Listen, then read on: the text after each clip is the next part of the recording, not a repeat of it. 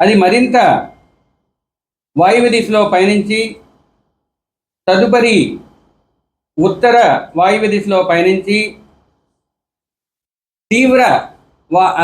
తీవ్ర సైక్లోన్గా పరిణమించే అవకాశం ఉంది.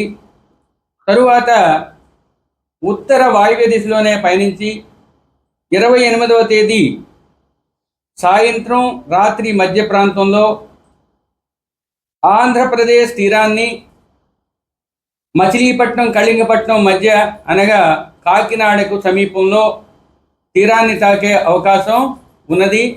తీరాన్ని తాకే సమయంలో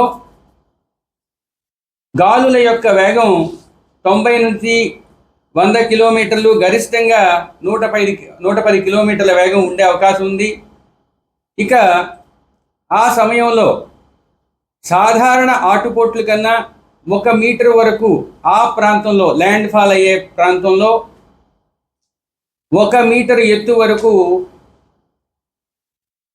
స్టార్మ్ సర్జ్ ఉండే అవకాశం ఉంది.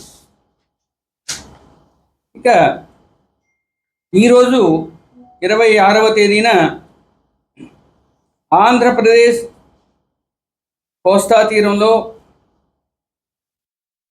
చాలా చోట్ల తేలికపాటి నుంచి మోస్తరు వర్షాలు ఉండే అవకాశం ఉంది.